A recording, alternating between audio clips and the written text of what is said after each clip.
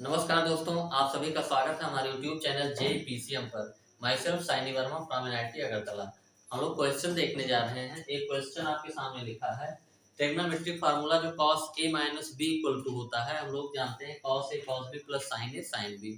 इसी को हम लोग क्या करेंगे, वेक्टर मेथड का यूज करके इसको प्रूव करना है। तो हम लोग इसके लिए एक जो है फिगर कंस्ट्रक्ट करेंगे। एक्स एक्सिस और वाई एक्सिस हम लोगों ने ड्रा किया, और जो OQ है ये एंगल हमारा एक्स एक्सिस के साथ B बना रहा है, और ये हमारा जो OP है ये हमारा एंगल जो बना रहा है ये A है। तो ये पूरा एंगल अगर A है और ये पूरा एंगल B है, तो ये हमारा जो एंगल होगा वो क्या हो जाएगा, A माइनस B। अब हम लोग क्या करते हैं, यहाँ से एक परपेंडिकुलर ड्रा करते हैं, QM नाम दे दिए, और यहाँ से परपेंडिकुलर ड्रा करते हैं जिसका नाम दे दिया हम लोगों ने L। अब हम लोग OP और OQ वेक्टर को लिखना चाहते हैं उसके कंपोनेंट्स के फॉर्म में। तो सबसे पहले हम लोग ले लेते हैं triangle OMQ in right angle triangle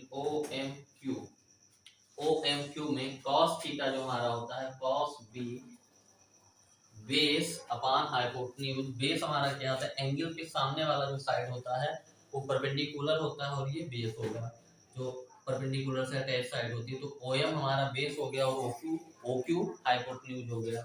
तो OM अपॉन OQ, यहाँ से हमारा जो OM आ गया वो OQ cos B। तो यहीं पे हम लोग जो OM को अगर वेक्टर के फॉर्म में लिखें, तो OM जो है वेक्टर हमारा अगर वेक्टर के फॉर्म में लिखें तो OM के along unit vector i cap है, क्योंकि x एक्सिस के अलोंग यूनिट वेक्टर हम लोग i कैप मानते हैं। तो OM वेक्टर इक्वल टू हो जाएगा OM का लेंथ जो कि हमारा OQ cos B है इनटू i कैप वेक्टर। ये हम लोग दिखा रहने देते हैं। फिर इसी ट्रायंगल में हम लोग राइट एंगल ट्रायंगल में sin थीटा लगाते हैं। sin थीटा क्या होता है, परपेंडिकुलर यानी QM अपॉन हाइपोटेन्यूज। तो QM अपॉन OQ, तो यहाँ से हमारा जो QM आ गया वो आ गया OQ sin B। तो QM को अगर हम लोग वेक्टर के फॉर्म में लिखना चाहें तो QM वेक्टर हमारा किस डायरेक्शन में है, QM वेक्टर हमारा y एक्सिस के डायरेक्शन में है, और y एक्सिस के अलावा यूनिट वेक्टर हमारा j कैप होता है। तो QM वेक्टर को हमको लिखना है तो j कैप इनटू QM का मैग्नीट्यूड। QM का मैग्नीट्यूड हम लोगों ने क्या निकाला, OQ sin B into j cap. अब हम लोग इस ट्रायंगल में वेक्टर लॉ ऑफ एडिशन से triangle law of vector addition से हम लोग देखते हैं OQ वेक्टर हमारा क्या हो जाएगा, OQ वेक्टर हमारा हो जाएगा OM vector plus MQ vector in triangle OMQ by triangle law of vector addition.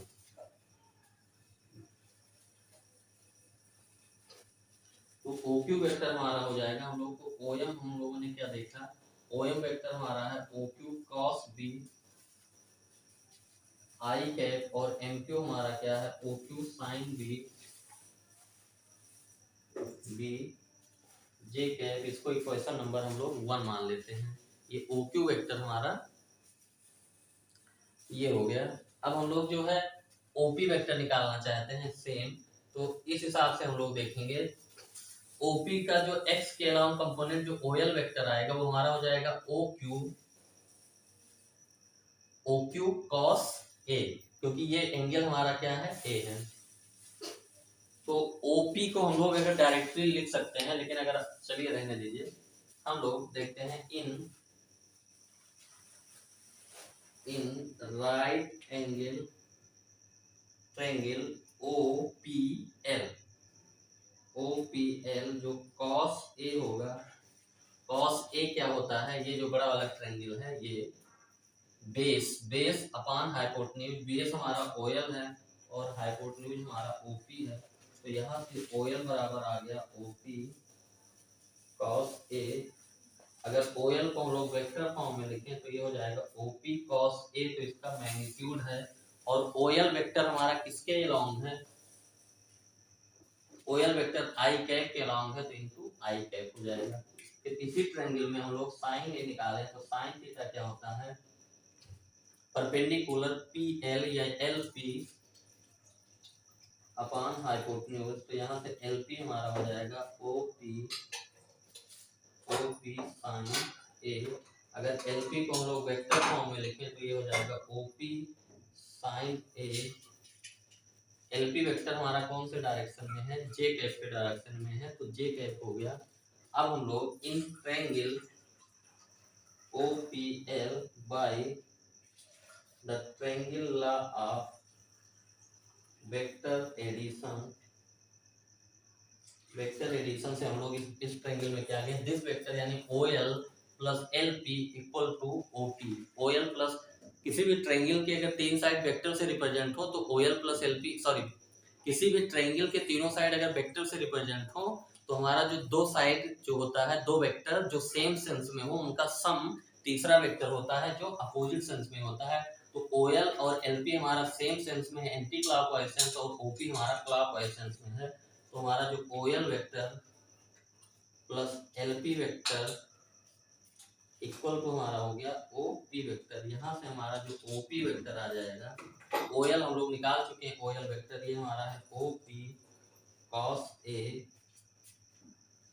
I cap plus LP, ये हमारा LP लिखा है OL प्लस LP, और LP हमारा क्या है OP sine A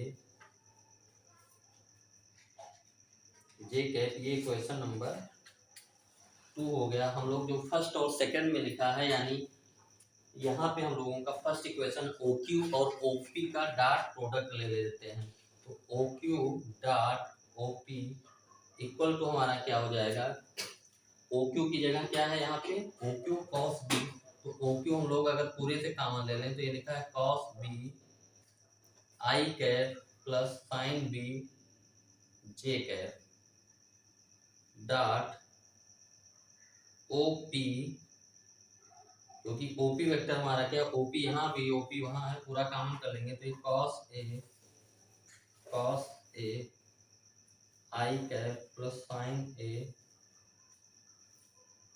J cap, तो यानी OQ dot OP equal to OP into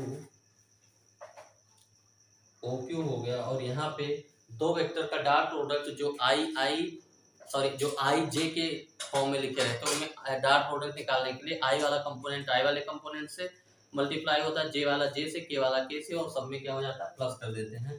तो यहाँ पे आई वाला कंपोनेंट है cos B और यहाँ पे आई वाला है cos A, तो ये हो गया मल्टीप्लाई प्लस जे का कोफिशिएंट यहाँ पे साइन B, यहाँ पे साइन A। और डॉट प्रोडक्ट की डिफिनीशन से हम लोग OQ डॉट OP क्या लिखेंगे, mod OP cos of OQ और OP के बीच का एंगल हमारा क्या है A माइनस B, तो cos of A minus B equal to हमारा हो गया OP OQ, और यह है cos B cos A plus sine A sine B, ये हमारा OP OQ खत्म हो गया। तो यहाँ से हमारा जो आ गया cos A minus B equal to cos B plus sine A sine B। यही हम लोगों को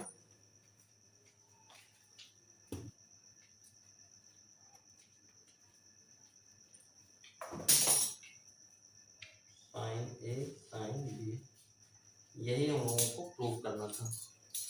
तो ये सिंपल सा जो प्रूविंग हो गया ट्रिग्नोमेट्रिक फार्मूला का हम लोगों का वेक्टर का यूज करके, ये हम लोगों ने कर लिया।